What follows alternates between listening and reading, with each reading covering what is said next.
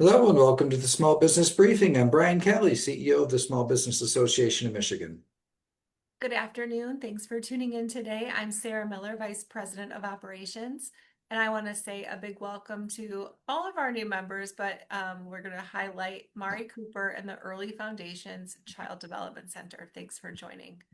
All right, so it is primary election eve, Brian, and we're going to do a little rundown of each of the major races so you can give us your thoughts and insights. Let's start off with the race for U.S. Senator.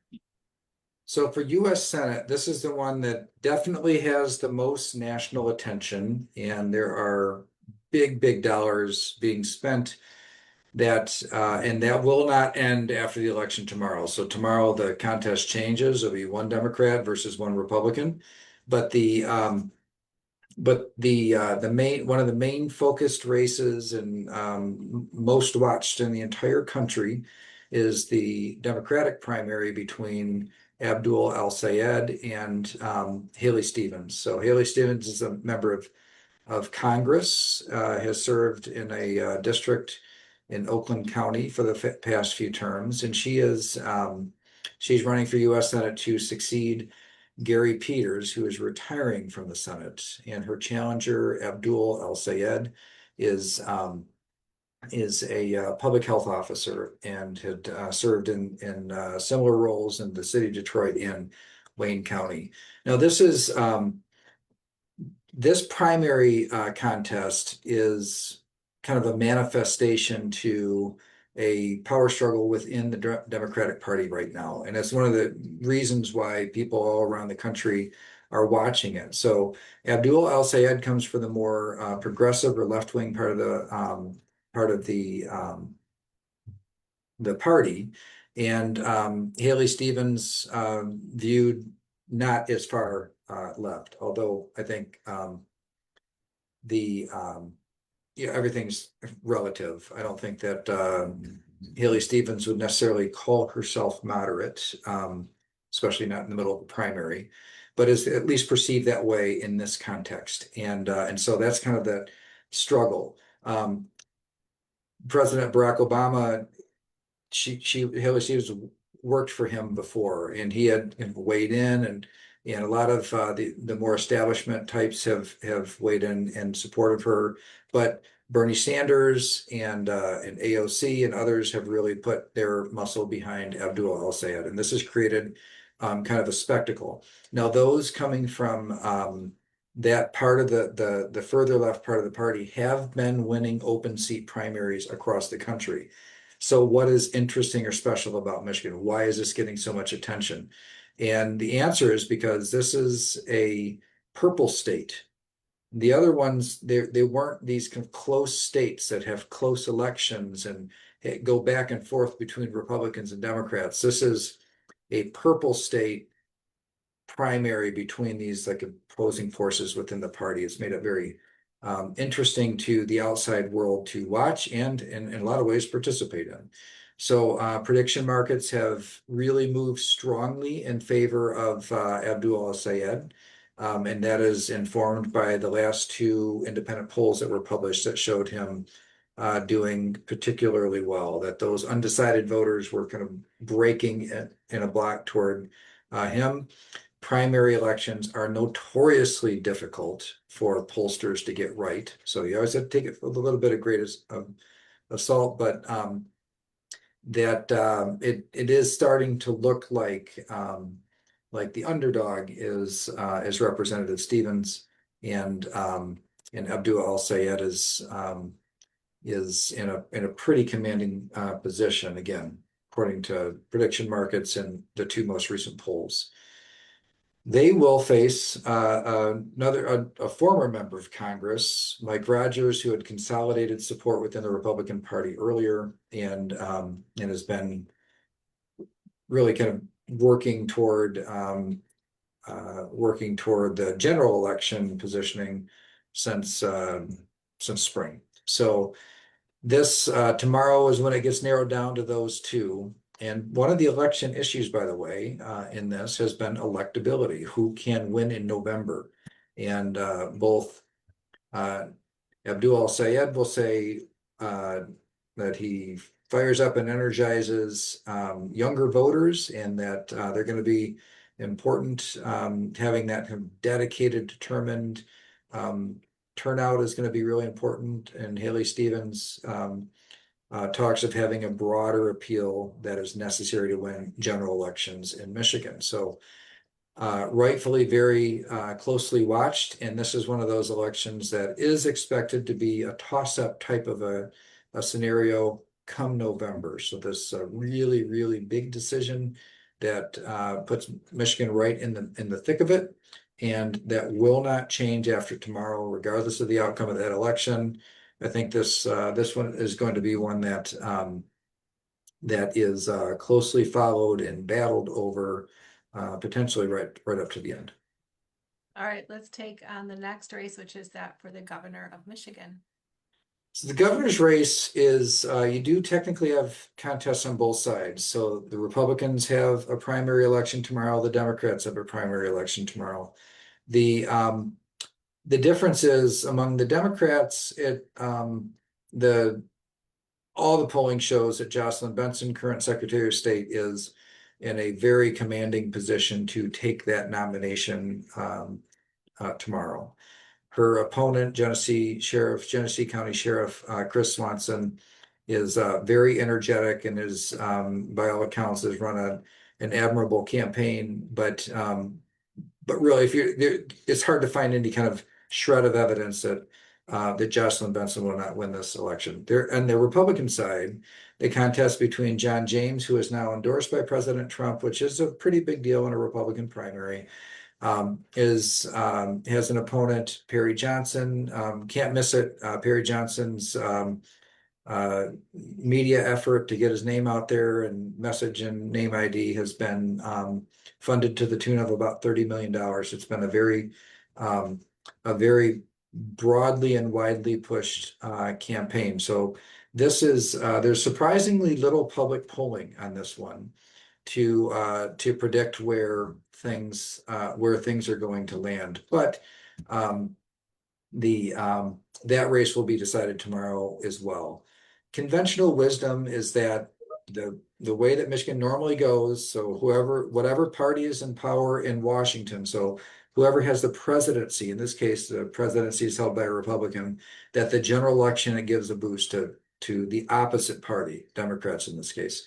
So the first order of business for whoever comes out of the Republican primary for governor is to somehow create some confidence that they're going to be able to overcome that historical headwind when it comes to the party of the president in midterm elections in Michigan. That will be their first order of business, is that they can get people to believe in the fact that they can, or the notion or a plan that they can overcome those headwinds. So Jocelyn Benson, pretty clearly going to come out of that primary, but on the Republican side, still looks like very much a contest, and either one of them, doesn't matter which one comes out of this primary,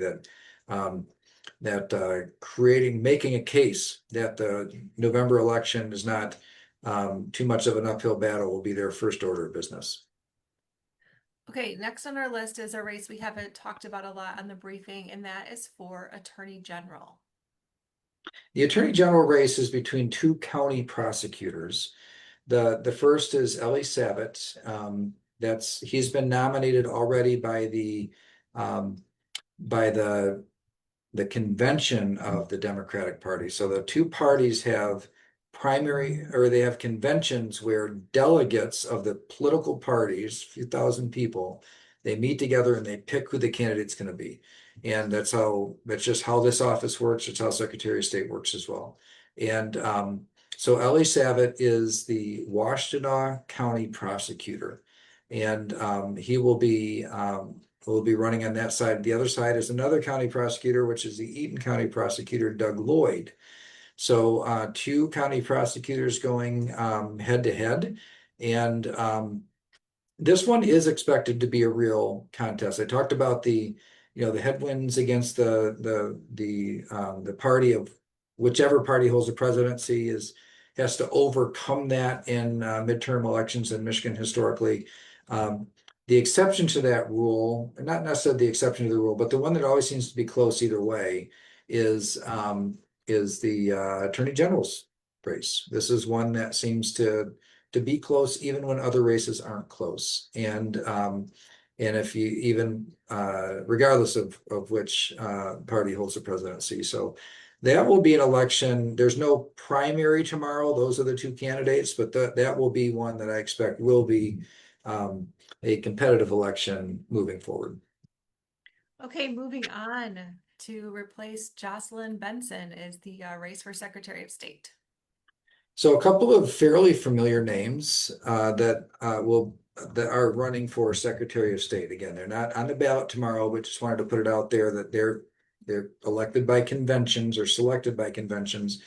This will be the matchup in November, and it's between Garland Gilchrist, who is the current lieutenant governor, so Whitmer's lieutenant governor running for Secretary of State, and that he had originally ran for governor, and when that pathway seemed maybe less certain, excuse me, he had switched his candidacy to this office, and then the other candidate, Anthony or Tony Forlini, he's from Macomb County. He is the Macomb County clerk, and in Republican elections, having a big win percentage out of Macomb County is really important, and it is very much a swing county. It is one that, for example, voted for Donald Trump twice and voted for Governor Whitmer. So in different elections. So this is very much a county that's viewed in play, but if Republicans have any chance at all, they have to do well in this county. So Tony Forlini is um, the a countywide elected official there, and Garland Gilchrist, of course, has the benefit of some statewide name ID, having been a candidate for governor and serving as lieutenant governor for the last 8 years. Okay, Brian, let's talk about two congressional districts, starting with the 7th congressional here in the Mid-Michigan area. The 7th congressional district is one of the most closely watched in the country. This is in the Lansing area, and think the center part of the Lower Peninsula, and the incumbent is Tom Barrett. So Tom Barrett was in the state house and the state senate, now in Congress, and he's running for re-election, and he's either totally unopposed or virtually unopposed in the primary tomorrow. But there is a very active primary to have the privilege of taking him on in November. So you've got Bridget Brink is one of the three candidates. She is a career diplomat. She's former U.S. ambassador to Ukraine, and so she's one of the candidates running, and seems to have a lot of there's a lot of outside spending that's supporting her candidacy. The William Lawrence is another the way I've seen him described in terms of background, a climate organizer and community activist, and he's actually endorsed by Bernie Sanders. So and he was campaigning with he was on the stage, I believe, with when Bernie Sanders was here for Abdul al-Sayed, and so part of that wing of the party, and it's hard to, on these races, it's hard to know who's got momentum, in the congressional district primary. This is just a very hard thing for pollsters to accurately poll and get a feel for. But there does look to be a lot of energy behind his campaign. And then there's one more, Matt Masdam. He's a former Navy SEAL officer, a national security advisor. This is another kind of interesting one where you have, it's kind of like El Sayed versus Haley Stevens. That kind of those two factions of the Democratic Party, that's playing itself as playing it playing out somewhat in this seventh district as well. And I would say Bridget Brink and William Lawrence being those two kind of opposing forces. So kind of an interesting microcosm that's happening there. But that district, of course, very different than the state as a whole, and different, probably will carry different insights um, away from it, from however it turns out tomorrow, between the Senate and the seventh congressional district races. But I do anticipate, even though like right now it's one of the most watched, it will be one of the most watched all the way through the election. This will be one of the key swing districts in the country, just like it was last time. All right, let's head a little bit east over to the 13th Congressional District in Detroit. Yeah, this is kind of an interesting one where it is a heavily lopsided Democratic district, which means that while there are Republicans running, it would take, I would say, a miracle, but something more than a miracle in a seat as lopsided as this one. So, but there is a primary on the Democratic side. So there is the incumbent Shri Tadnar, and he's a multi-term incumbent and has been generally a self-funder throughout much of his time, and he um, he is running for his own reelection. He is being challenged by a state representative, Donovan McKinney, and that's a serious challenge. So this is one where within it's not the same as the Abdul Sayed uh, Haley Stevens battle. It's not like Lawrence and Brink in the seventh district where it's like these two different opposing factors. It's not like that. It's not where you clearly have like the Bernie Sanders endorsed candidate versus more of an establishment candidate. Between these two, it's it, it's it's just a good old fashioned primary, and so McKinney is challenging Sri Tadnar, and word on the street is it's a serious challenge. So this will be an interesting one to watch. It's not very common for a member of Congress to lose in a primary. It's not unheard of. It's happened before, but it doesn't happen very often. Usually there's decades between this sort of a thing. All right, now we're going to take some in kind of buckets, right? So we have the Michigan House of Representatives. What are some races to watch? Yeah, the Michigan House of Representatives right now is under Republican control, so there's a majority of 58 to 52.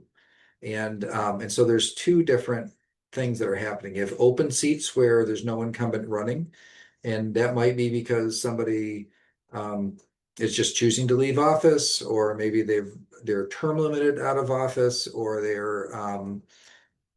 maybe they're running for a different office, but for whatever reason, a district is open. And then you've got cases where incumbents are being challenged.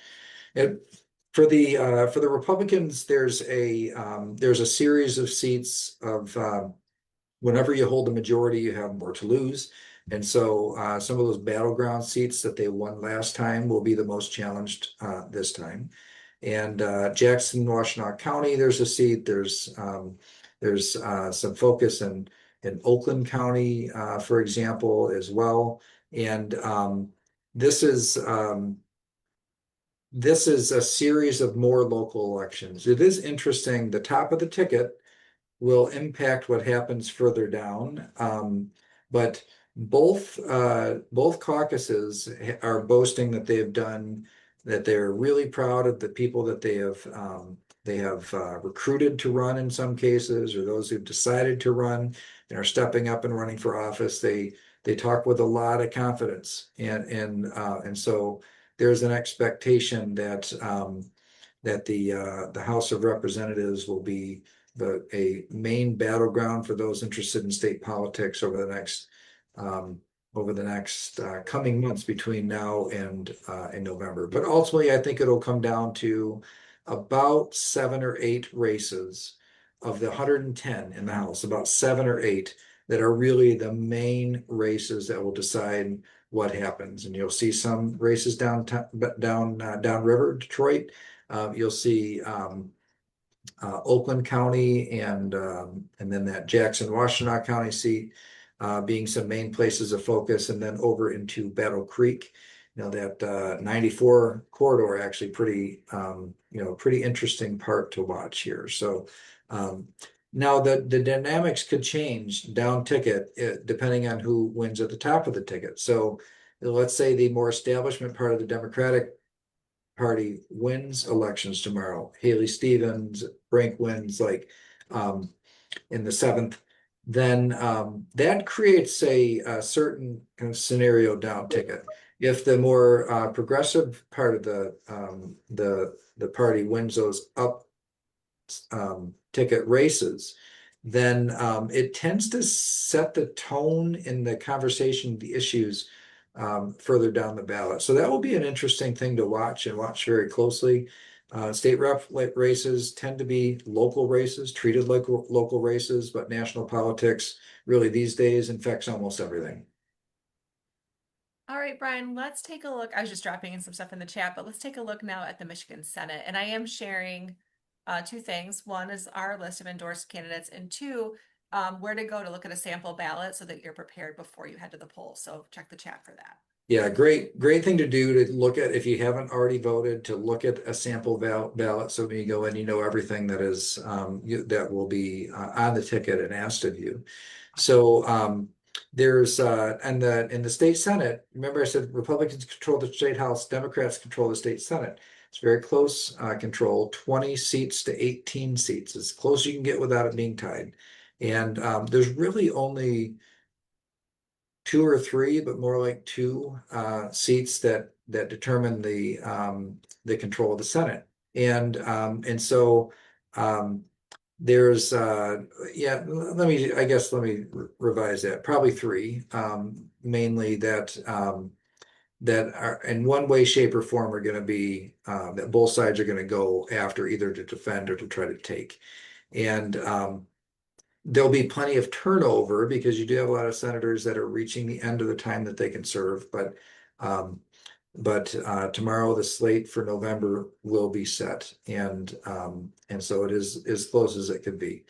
There's one other race that I wanted to mention is the Michigan Supreme Court. So you will not see that on your ballot tomorrow because the political party conventions choose those candidates. So you won't see it until November.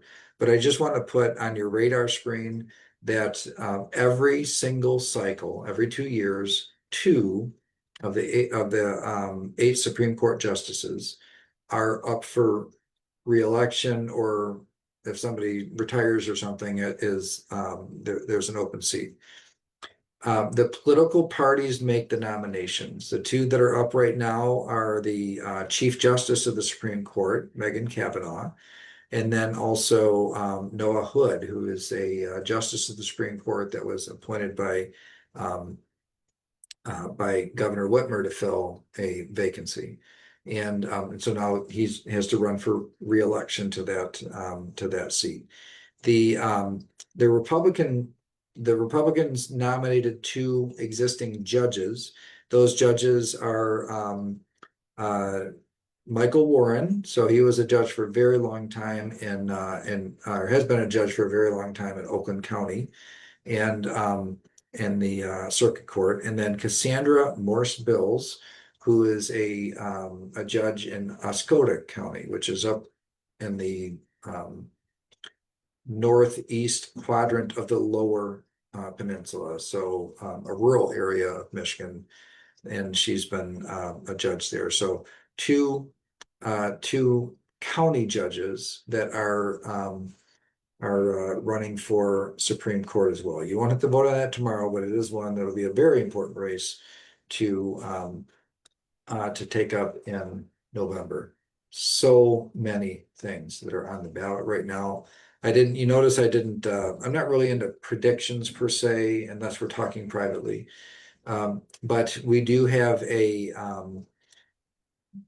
these are extremely important races. And whether you are somebody who normally votes on the Republican side of the ticket or the Democratic side of the ticket, that these primary elections often are where the real decision is made. And so it's so important that people participate in primary elections, because by the time you get to November, well, you're narrowed down to just a couple choices, and the people in the primary are the ones who decided which ones you get to choose from.